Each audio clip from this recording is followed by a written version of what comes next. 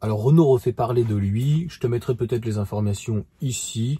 Il y en a beaucoup encore une fois qui vont taper donc sur Renault. Ah, on va dire juste titre, en l'occurrence, là, non.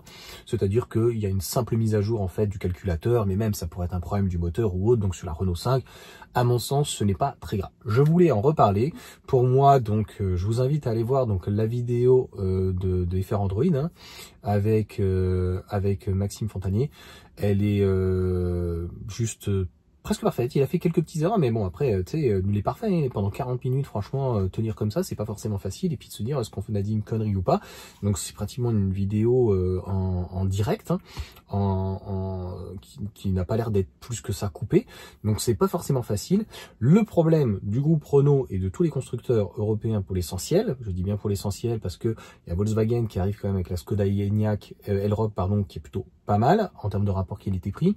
Et puis donc les trois petites citadines qui devront faire, donc avec Cupra, avec Skoda et puis la Volkswagen. Il faudra voir le rapport qualité-prix qui est apporté, mais ce sera peut-être plus intéressant, en tout cas pour les gens qui veulent un plus petit véhicule et un plus petit budget. Le problème de la Renault 5, c'est pas en soi sa conception, c'est pas en soi le délire du truc, c'est encore une fois le rapport qualité-prix, et Maxime en a extrêmement bien parlé, et il sait de quoi il parle, c'est-à-dire qu'on l'a bien vu, à 40 000 euros, quelqu'un qui a budget de 40 000 euros, en fait, il se pose pas la question. Il achète pour l'essentiel une voiture électrique, parce qu'en fait, une hybride rechargeable, un diesel, un thermique, tout ce que tu veux, eh bien c'est limite plus cher. Donc finalement, il a un véhicule économique, surtout s'il peut le recharger au travail, chez lui ou ailleurs ou quoi que ce soit. Donc sur les citadines, on a deux problèmes, qui est le manque de polyvalence, puisqu'en fait on voit bien que les charges ne sont pas assez importantes et que les batteries ne sont pas assez conséquentes, ou en tout cas l'autonomie n'est pas assez importante, donc pour que le véhicule soit assez polyvalent.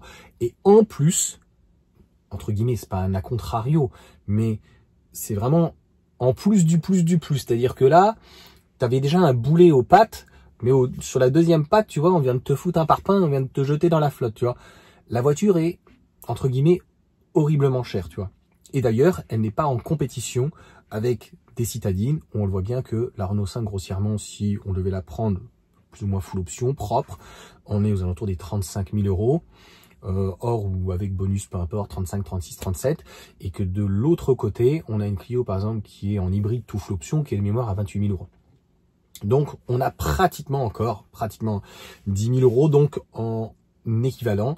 Et alors là, quand on passe chez Dacia notamment, on a une petite Dacia Spring aujourd'hui, c'est ce que Maxime disait, à juste titre, à 18 000 euros, là où pour 15 ou 17 000 euros, on peut avoir donc une Sandero qui est beaucoup plus polyvalente, Stepway, et ça en fait on a du mal en fait à le comprendre, et les gens en fait, entre guillemets, le petit peuple ne comprennent pas que s'il est allé essayer en fait une citadine, une citadine électrique est encore loin de proposer ce que fait en tout cas de mieux la référence, encore une fois. Donc Maxime a beaucoup parlé de Tesla, mais il y avait aussi Hyundai, et puis même ne serait-ce que les constructeurs donc chinois. Ça va être très compliqué de toute façon de rivaliser. Donc à mon sens, c'est plutôt ça le problème chez Renault, que les petites avaries, les petits soucis, etc. Donc Renault a décidé de miser tout sur le design, sur la nostalgie. J'espère pour eux que ça va fonctionner, parce qu'on voit bien que l'évolution entre une Zoé et une R5, il y en a vraiment très très peu, mis à part le V2L et quelques petites choses. Et que Stellantis, en fait, eux, ils font pas mieux, ils font du multi-énergie. Et c'est pas terrible, vraiment.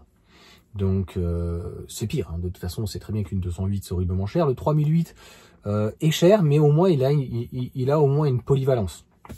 Mais on voit bien que c'est un bon véhicule électrique, même si voilà, c'est la première fois qu'on a un véhicule donc de chez Peugeot qui est très lourd, qui a un comportement routier moyen, qui n'est pas dynamique, et qui en plus donc est relativement élevé, hein. Voilà, on est passé en 20 ans d'un 3008 à 25 000 euros, et qui est pratiquement à 50 000. Donc voilà, malheureusement pour cette vidéo. Sur ce, ciao à tous.